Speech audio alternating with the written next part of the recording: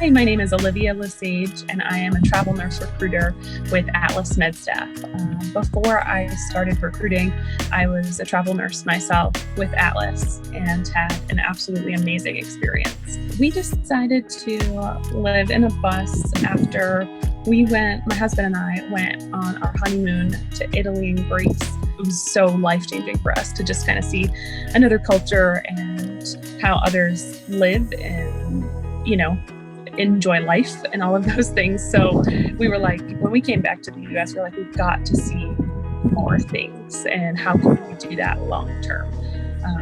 And our decision was to sell everything and convert our bus into a tiny house. We sold our house, we sold everything, and started traveling full time. So when we first bought the bus, it was a regular full-size school bus with the regular double seats that you'd see side by side, had a regular driver's seat.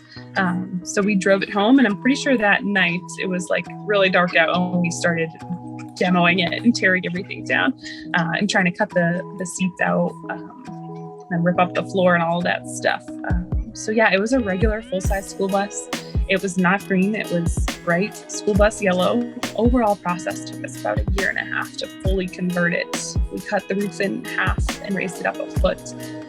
So a good portion of the bus is really elevated. We completely did the renovation on our own after lots of, Pinterest scrolling and looking on Instagram at other people, for design advice, but also for advice on little tiny living hacks, kind of. We looked online, and then we used just graph paper to kind of, each little box was a foot to kind of plan out, okay, the bathroom will be this big, the bedroom will be this big. We took just some blue tape and laid it all out on the floor so we could see and kind of imagine ourselves like, this is where the couch will be, this is where the stove will be. So we could kind of feel what it would be like. And we actually changed the layout when that happened. Yeah, it was actually relatively easy. We went on Craigslist and there was some listings on there.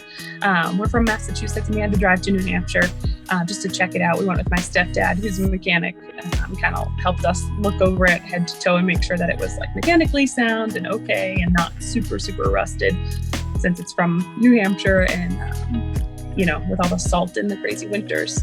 So some of the positives, there are so many, but I would start with just getting to spend so much more time together. My husband and I were working crazy hours before and crazy schedules, so it's nice to really be on the same page and be able to work together and travel full time.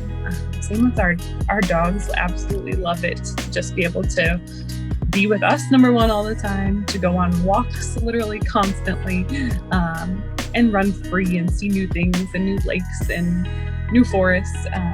So just overall being outside so much more than we ever were, just appreciating everything around us and near us, and just seeing so many different things and the way people live in other parts of the country. It's like you never realize that there are so many differences and people are, the way people live. Like we're in Wyoming right now and there's tons of people farming and living off their land, and it's just cool to see that other side, being from Massachusetts and not always getting to see that. So it's been really nice.